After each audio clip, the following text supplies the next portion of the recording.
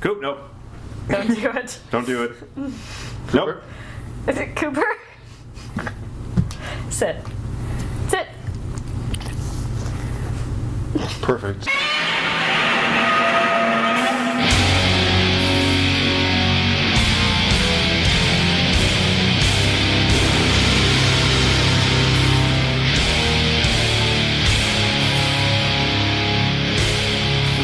It's the Sidekick Podcast, Weekly pool. where we're pulling comics out of the back shelves because we're not getting new ones right now. COVID is still happening. It's true, and we're just reading comics anyway, straight through the apocalypse. We're growing beards, we we're always shaving knew. beards. Yep.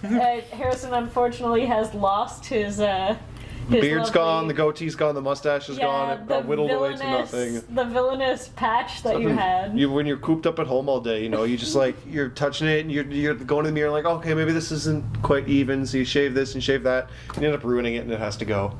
Happens every time. I do it every time. You'd think I'd learn. Nah, it's okay. But- The COVID beard can grow back. Yeah, we're I in quarantine. probably have time to grow it again. Yeah, so. we're in quarantine here for at least another 28 days, it is said. One more month of this. So, 4 more podcasts, or 8, depending on if we do back-to-backs. You won't know. Because the quality's not going to shift. It's only going to get better, right, guys? Exactly. See, Or something. it's just like listening to new comics, but they're not. So yeah, as long as comic distribution is halted, we've been going into our personal collections, going into the shelves here at the Sidekick Yep. to just pick our own little niche genres, talk about cool books, cool topics. So what are we talking about first today? I think it's good if we go first with your oldest picks. All right. So it's time to talk about wacky comics villains. Yeah. Villains. Like whether especially Gold and Silver Age, like 80s, 90s, you get some weird stuff in villains. Today you get some wacky stuff as well, but I'm a fan of the really kitschy, weird, like Silver Age stuff or Bronze Age. One. Yeah. Harrison has some Marvel picks. Hey. So we're gonna start with one of the most criminally underexplored Marvel villains of all time, Big Wheel. So we have his second appearance here, actually. His first cover appearance, though. So this is the Amazing Spider-Man 183. First appears in Amazing Spider-Man 182. And what should you know about Big Wheel? So his name is... Oh, God, is it Andrew? Shouldn't that be like in what's the crystalline, whatever grading system? CGC? Shouldn't that be in CDC Diamond or something? Like, yeah, I could get it, like, CGC, like, signature label signed by, like, Marv Wolfman. Second, this is second appearance, so it's really not. Oh, it's a second. Okay, yeah, gotcha. yeah, but it's the first time he's like on the cover, like I'm Big Wheel. Okay. His first appearance just says Rocket Racer on the front, and I don't care about that. But so who is Big Wheel? Sorry, I'm forgetting his. I want to say his name's Jackson Wheel. His last name is Wheel to begin with. Also, Harrison would be robbed of the pleasure of reading this as many times as he has if he got it CGC. Exactly. Well, that's why you buy Which two. would just be, One for a GC's. tragedy. So Jackson Wheel is a big old business guy, that's about as specific as it gets, who has embezzled money from his company. So he hires the Rocket Racer, an established Spider-Man villain, to steal the evidence of his embezzlement from this company, and in turn he's going to pay him for it. But the Rocket Racer decides to instead blackmail Jackson Wheel to get even more than what they originally agreed to. All the while calling him a big wheel. He says, you think you were the big wheel, Mr. Big Businessman, but now I'm the big wheel. You're working for me. Because his name's Wheel, and that just happens a lot. So... But he also has a big wheel, Not right? yet. Okay. No, this one all he's right. sorry. So this is his origin. Okay, got He's it. just a business guy who hires Rocket Racer to get rid of some embezzlement evidence. Okay. And instead he keeps embezzlement evidence and blackmails him to pay him even more for it. Sure. So Jackson Wheel decides to deal with this the only way he knows how. He goes to the Tinkerer, Yeah. who is a popular Marvel villain who designs gear for a lot of other Marvel villains. Okay, gotcha. So he's sort of talking about how this guy's always calling him Big Wheel, and the Tinkerer's like, I might have something for you. And he just happens to have a big wheel. Yeah, he says he was working on something else for someone else that he'll have to, like, adapt the design of it for him. So what was this originally going to be? Who knows? But yeah, and big. A smaller wheel. So the next issue didn't have like Scorpion like, where's my big wheel? You know Scorpions love wheels. So lo and behold, the villain Big Wheel is born. He's just like a business dude in a giant wheel who like robs places. Yeah, but is it like monster truck stuff where it like runs over cars? Oh yeah, it can run over and a bunch of cars and go guns? up buildings. It has Okay. guns and stuff, but it just looks like a Ferris wheel. Like it looks, his costume actually isn't cool. surprised Like he it just wears like a doesn't look- green unitard and a helmet. More like a big wheel. It kind of looks like a You Ferris mean wheel. you mean like a tricycle Yeah. for children? Oh yeah, no, it's just one big wheel. Yeah. Just Yeah. the one. But It wouldn't be called Big Wheels. so where's Big Wheel today? He's like appeared in like random comics here, then a little bit. At one point said he was retired, and then he'll randomly show up again. Just like he's the kind of 2-bit villain that he's in the first 2 pages, like robbing a bank, and then Spidey stops him, and then the real plot starts. He's kind of one of those guys. He shows up in one of the animated shows at one point. I think he shows up in the 90s one. Oh, maybe not. I don't know. But So does what about him is your favorite? He's just in a big wheel. His name is Jackson Wheel. His criminal name is Big Wheel, kinda and he everything. rides a big wheel. Like I love goofy old comic book villains, and you don't really get more straightforward goofy than that. Like And that's not like ironically goofy. It's not like Condiment King or like Quilt Man. It's No. just like they thought that was awesome and they went for it. You gotta admire that. so yeah, we haven't really seen Big Wheel in modern comics much today. I think he's due for a gritty reboot personally. You know, His wheel could have shoulder pads. the current Marvel Pouches. movies Spider-Man, like all of his villains just hate Iron Man and Spider-Man gets in the way. I think if they introduce Big Wheel into the Marvel universe, they could really do a good rivalry there rather than involving Iron Man in it. But Guaranteed $3 billion box office worldwide. basically, Big Wheel. Big Take Wheel. notes. I've talked for a long time, so I'm going to talk very briefly about this other one I brought in. Snowflame is a villain that appeared in one comic ever. He is only in this piece of media, The New Guardians #2. I don't know who the New Guardians are. I don't care. I could not name a single character on this cover. Is one of them named Guardian?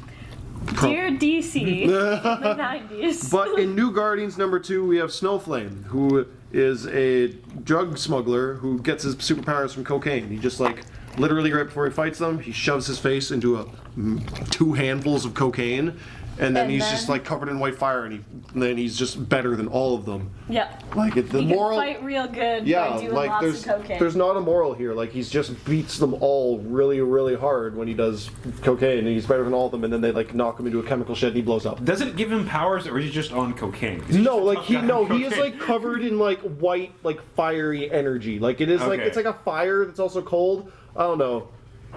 Cocaine. I've never tried cocaine, so I Cold can't really fire. say I kinda whether this is that. like it. I like this a lot. Yeah. Yeah. But yeah, so he just talks about how cocaine is his god as he beats up the New Guardians, and that's about all he needs to know. Well, I mean, it was a big problem then, so... Yeah. PSA, don't do cocaine. The title Unless you want superpowers. the title of the issue is Jungle Snow, which is like probably slang for cocaine somewhere. I don't know. Yep. Sounds right. Chris, goofy villain. Hi. Mine are less goofy than that. I feel like I went a different direction here. Yeah. So I have a Marvel pick on my list. I really, really liked the final arc of Mighty Thor. I talked a lot about it when it was running. But I love how they conclude the arc with Mangog. And if you're familiar with classic Asgardian comics, then you've probably seen like the Jack Kirby drawings of Mangog, which are very like flamboyant looking. He's got like an extremely cartoony, like sort of red dragon face. They're Like, very I new love- gauzy. Yeah. Like I very blocky. love like Jack Kirby's work is obviously iconic and Yeah. groundbreaking, but like it's not scary today. No. so they introduced Mangog as the final like villain who's going to take down Asgard and Mighty Thor, and fight both Mighty Thor and like Thor OG and, you know, Odin and like everyone. And at the start he's silly and bulky and he's just yelling at them like the time of gods is over and other Asgardian prose as they always do, except for that by the end he's terrifying. Like everything he plows through he's capable of, everything he says he can do. There's no like big convoluted plot. There's no plan. He just is as powerful as he claims to be, and it's awful. So I really love like a silly villain who's like claiming to do a bunch of stuff, but then they just can. And there's like nothing they can do about it. Those were my feelings exactly. I started reading it. I was like, look at this silly old Jack Kirby dude.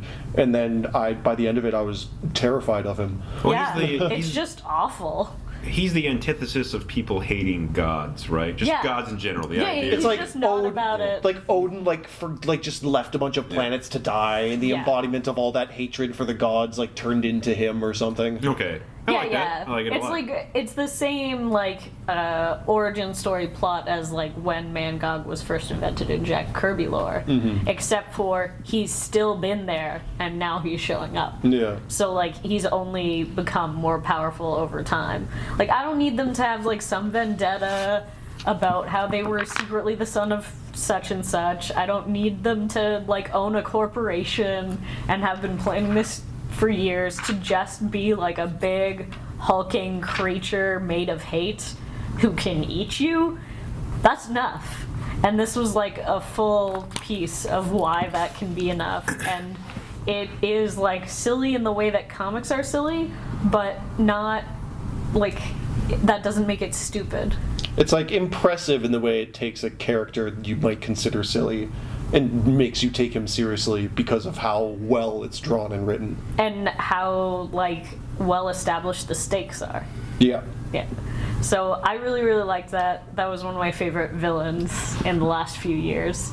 And then I have an indie comic called Bottom Fours.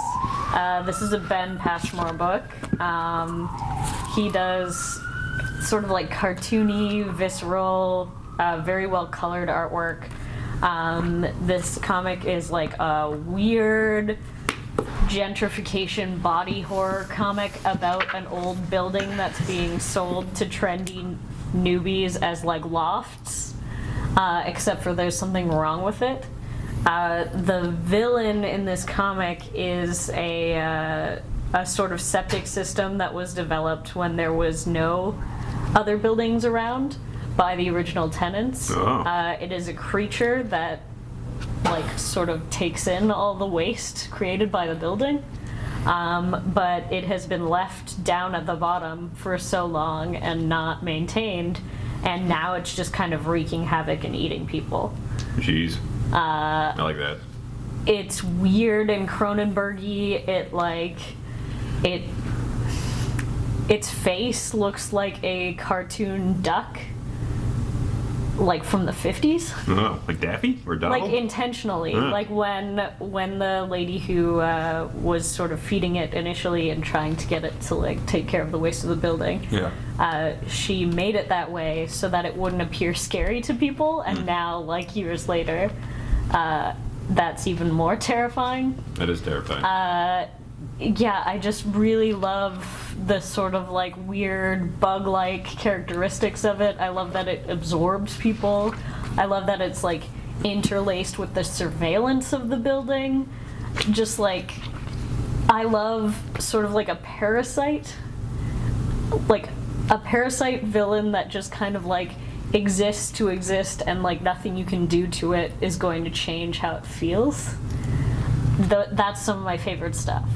It like reminds me a little bit of Alien in that like there's nothing you can do to affect the mindset. You can't rationalize this out. You can't like puzzle solve your way out of it. It's a creature that is and is trying to be, and the ways that it's going to try to be are going to hurt you. Oof. The way the artist draws the people reminds me of Andrew McLean a bit. Yeah, it's like got that sort of like caricature, like cartoony quality. Yeah. But that is what makes it so effective when it's so scary It's very and zany. awful. Yeah. So this comic was really good, but yeah, it was a good example of a villain that's sort of like faceless and senseless and just wants to consume things. Which is also some of my favorite stuff. I like it when it's scary. Maybe that's what I've learned in my little like delve into villains. I'm like, oh yeah, I want you to not be able to win. Chris likes a spooky bad guy. Yeah. Nah. You can't win. I like a monster that you can't win against. Dave McKean once said the best villains are the ones you can empathize with, and I'm going in that direction. Sorry, guys. I didn't know you said goofiest. I thought you said most authentic villain. And my... Are we starting with... Yeah. I only have one. Jeff Darrow is one of my favorite artists living today, and when I mean artist, then I just mean sketching, but just anything he does, I'll dive into. Because not only is his artwork very intricate and somehow simplistic at the same time, but also bombastic. I don't know how he does it. So much texture, so much fine detail. But also his gravity is really good. Like you could tell the weight of things, Yeah. the way they interact with their environment.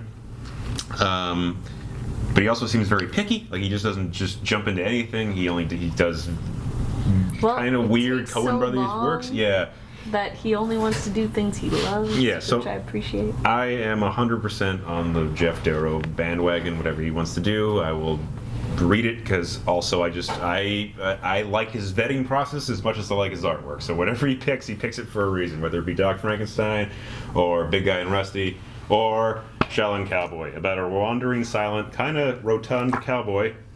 Yep. Who knows martial arts? Who knows traditional Chinese kung fu, who's roaming a radiated wasteland. I think we don't really know. They don't explain it. And It's not really clear. And he has a talking horse, but he can dispatch villain. And all the cats smoke cigarettes. And all the cats smoke cigarettes, and he can dispatch villainy very easily. He's a very capable martial arts master. Anyway, since he's so rotund, he likes a good buffet. Who doesn't like a good buffet? And then he eats a lot of crab, and one of the crabs are sentient. Yep. Is very angry about it. Yep. Because he just watches his family and friends just get eviscerated by a rotund, seemingly fat Shaolin cowboy. So he goes and he wanders the earth and does a good old kung fu and learns kung fu himself. And the crab comes back and he gets a band of bad guys. Shaolin cowboy murders all the bad guys, and then it's just a one-on-one With the Chinese guy OG versus a crab. Who can talk and smoke cigarettes and likes biscuits. Yep. And how's the fight? Fight's great. Yeah, The fight's the like a whole crab issue. is good at kung fu. No, it's a big deal. I was wondering if it was going to be Indiana Jones, like, he shoots him and he dies. No, No, it's like a martial arts fight. It's like a wire fu-esque fight. And it's super detailed, and like the choreography is really good. Yes. Yeah. If there's one thing, this is book one of Shaolin Cowboy. Book two is just a very long, elaborate joke where he just kills zombies for an entire book. This one actually has a little bit of a story to it, comparatively. But either way, both of them are great. Just for the artistic integrity alone, I would recommend it. Or Doc Frankenstein, or Hard Boiled, or what else is? What am I missing here? Or the Matrix concept art. Did you know Yes, that? He did all yeah. the Matrix concept art. Yeah, read that too, even though you can't read it. It's just visual. But drink it in. That's all I had.